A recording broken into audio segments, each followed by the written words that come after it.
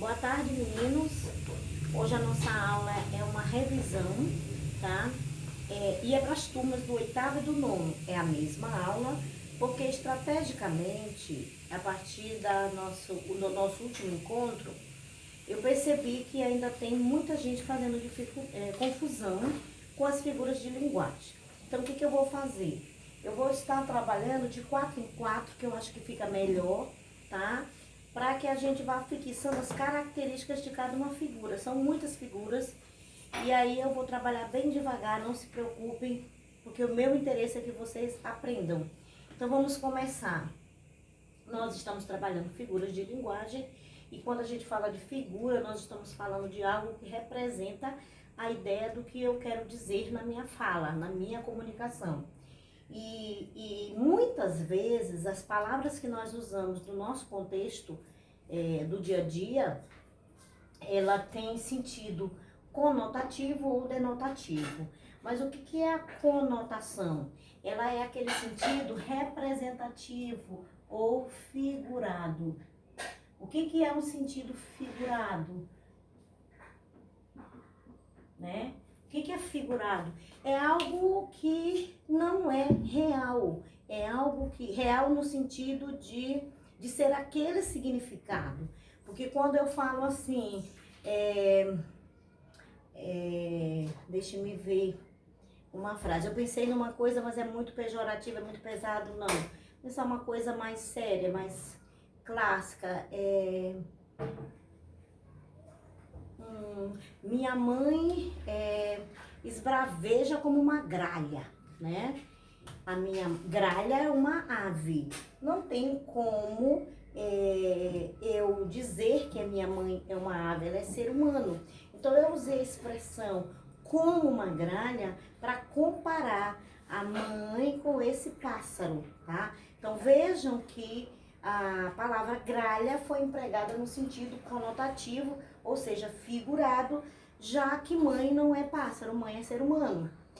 O sentido denotativo, como o nome já diz, denota, demonstra, já está no sentido real. Então eu não preciso, vamos dizer assim, compreender o que a pessoa quis me dizer com a expressão tal. Ele está usando no sentido que é do contexto para ser entendido, certo?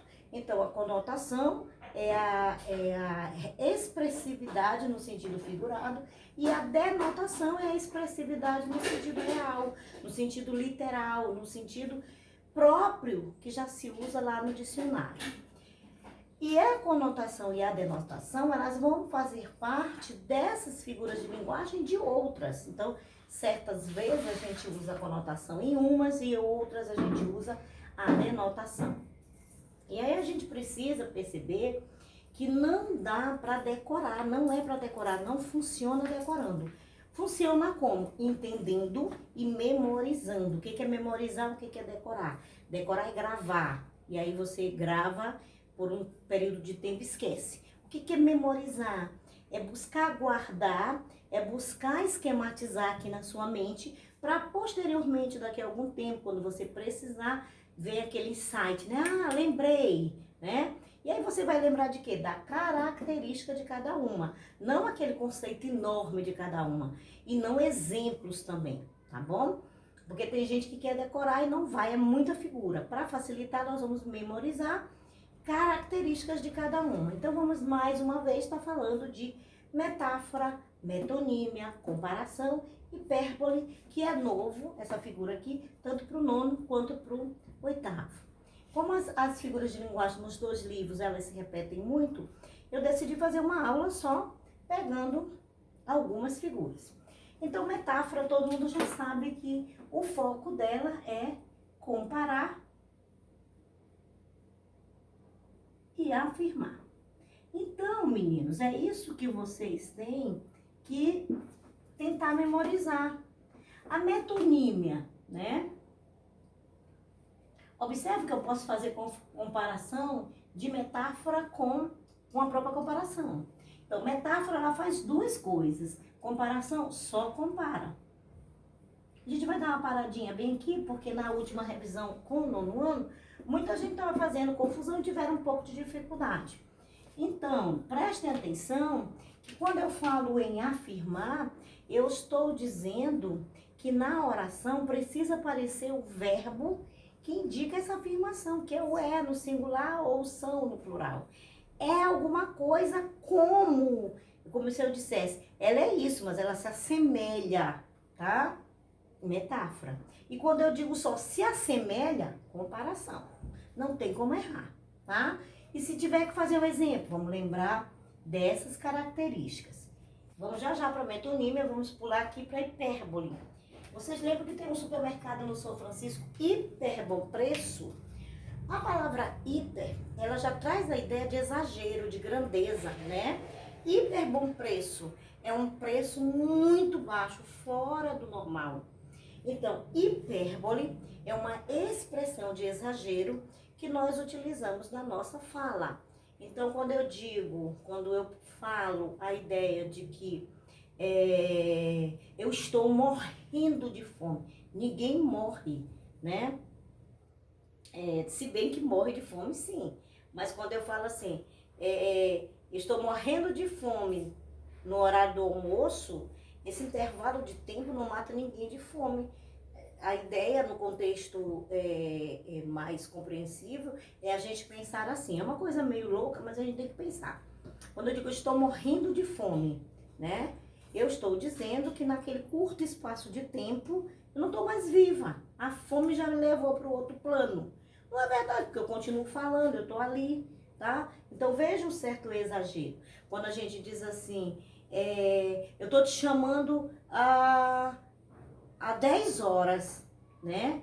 As mães costumam dizer muito isso, dizer assim, passei a vida toda te chamando. Olha o exagero. A vida toda é aqueles 5 minutos que ela insistiu. Fulano, fulano, fulano. Aí ela coloca a vida toda. Olha o exagero aí. Quando nós dizemos também assim, fazer uma tempestade no copo d'água, é um exemplo de hipérbole. Quando a gente diz assim também, deixe-me ver, a gente usa muito no dia a dia, outras expressões. Chorei um rio de lágrimas. Já imaginaram a gente formar um rio só com choro? Haja organismo produzir líquido, né? E haja água para você expelir e formar um rio. Olha o exagero. Então, essa expressão de exagero é o que caracteriza a hipérbole, tá? Exagero. A metonímia, eu vou pedir para minha assistente me dar aqui o livro, porque eu quero chamar a atenção de vocês para uma questão, deixei ela por último, porque muita gente faz confusão com essa figura. Então, deixa eu apontar aqui para vocês um item. Eu achei interessante porque o autor, ele trouxe de uma maneira bem diferenciada, tá? E eu quero chamar a atenção de vocês para isso.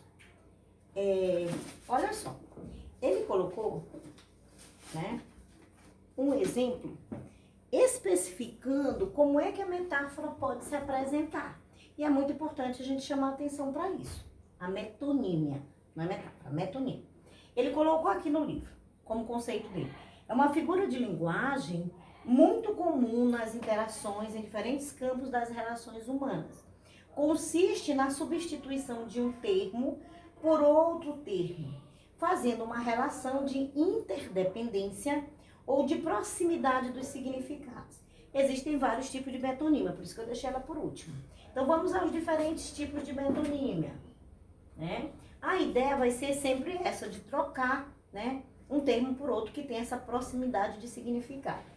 Então, dependendo da relação de elementos que formam, a gente vai conseguir visualizar que seria metonímia. Então vamos lá. A primeira maneira como a metonímia pode se apresentar é levando a ideia de parte como todo.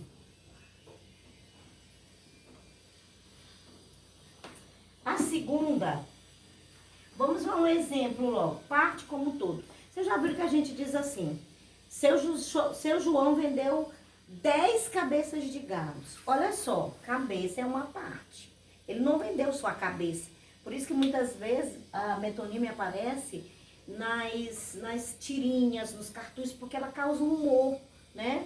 Quando eu já vi até uma do Chico Bento que diz assim: meu pai tem 10 cabeças de gado. Aí Chico Bento disse assim: o meu tá melhor, ele só tem um, mas ele tá inteiro. Perceberam? Então, a metonímia ela vai trazer essa ideia. Então, quando eu faço referência a uma parte, mas eu não quero dizer só essa parte que eu quero falar, é o todo, é uma característica da metonímia. Uma outra maneira como a metonímia pode se apresentar é quando ela traz a ideia de autor pela obra.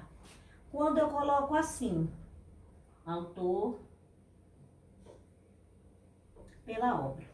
Quando eu coloco assim, eu quero falar da obra, né, do autor. Mas eu não uso o nome da obra, eu uso o nome do autor.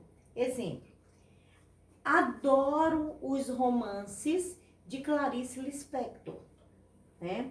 Adoro os romances de Clarice Lispector. Ouvir músicas de Chico Buarque. Adoro músicas de Chico Buarque. Você vai estar fazendo referência. Adoro assistir filmes adoro assistir filmes da J.K. Rowling. Adoro novelas do Benedito Rui Barbosa. Então, observem que eu não estou falando especificamente de qual novela do Rui Barbosa. De qual filme da J.K. Rowling, apesar de que ela escreveu muitos episódios de Harry Potter, mas ela não escreveu só esses episódios. E quando eu falo de ouvir música do Chico Buarque, eu não estou falando especificamente qual música eu me refiro. Então, eu usei a metonímia. Uma outra maneira de utilizar a metonímia é quando você usa o nome da marca. Esse aí vocês usam bastante, gente. A marca pelo produto. Quando é que a gente usa a marca pelo produto? Compra um Coca-Cola para mim. Fulano vai comprar uma Assolan. Compra uma Que Boa, que é uma marca de alvejante, de água sanitária, né? Compra um Mods. Mods é uma marca. Vai comprar um Nescau. Gente, é errado falar assim no contexto informal, não. Só que a gente precisa entender que a marca é um e o produto é outro. E a gente, nesse momento, vai estar usando a metonímia. Todas as vezes, João comprou um Ferrari. Não, ele comprou um carro, tá? A marca que é Ferrari, o tipo de carro. E, finalmente, nós usamos a metonímia também quando nós colocamos o efeito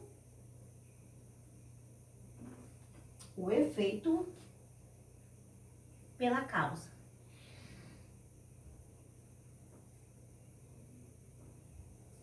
Por exemplo, é importante a gente lembrar que no contexto da nossa fala, muitas vezes na frase, nós colocamos o efeito e causa. O que é efeito, o que é causa?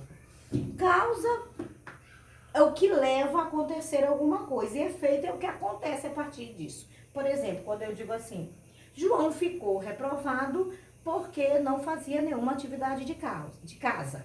Qual é o efeito? Ficar reprovado. Qual é a causa? Não fazia nenhuma atividade de casa.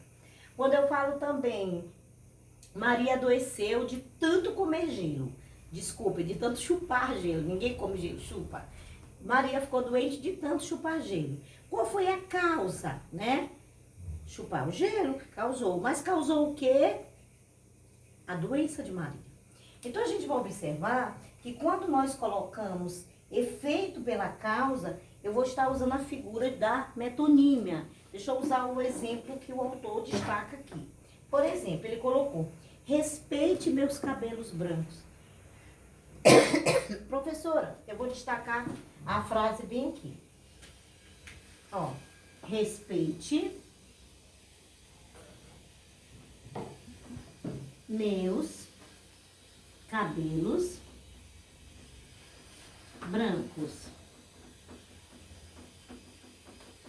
Observem, né, que cabelos brancos está substituindo o que ideia? Velhice. Eu estou substituindo a causa pelo efeito, tá? O que seria a causa aqui? Pensem bem, o que causou o cabelo branco? A velhice. Então eu não botei respeite minha velhice, eu botei respeite meus cabelos brancos. Quando nós também pensamos assim, eu quero utilizar um determinado termo, mas eu não quero escrever esse termo, eu vou colocar outro parecido, como a essência da metonímia, né? Usar termos parecidos,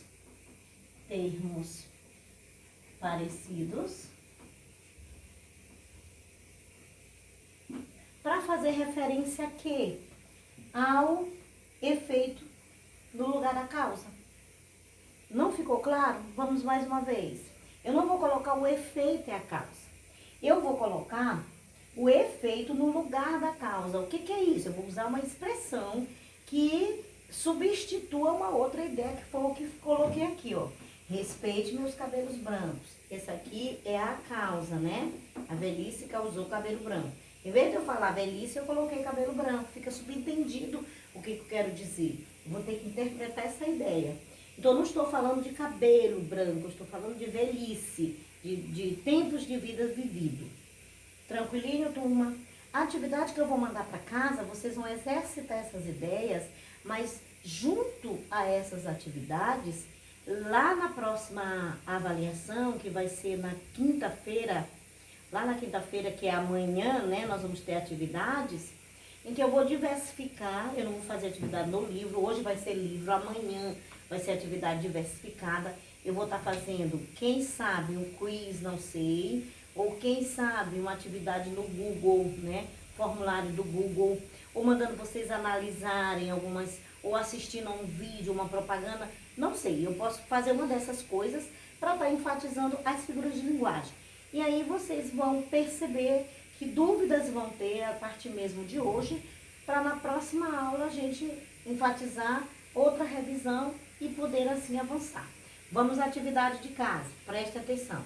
O 8º ano, que é a mesma aula para o 9º, vai responder páginas 57 a 59. 57, 58 e 59, 3 páginas. Já o 9º ano, que tem um monte de páginas das aulas que não fizeram, não sei porquê, quem deixou de fazer, até sexta eu quero as páginas em dias. Então, hoje vocês vão colocar as páginas em dias até 49, tá? Ah, professora, é muita página. Tudo bem, mas sexta-feira, na avaliação, quem não tiver até 49 respondido, já não vai ter o mesmo direito de ter 2,5 pontos. Porque um dos critérios da avaliação é responsabilidade. Então, perceberam? Então, 9º ano, colocar as páginas em dia até 49. Então, hoje livro para 8º e 9º e amanhã atividade diferenciada. Beijo, até a próxima.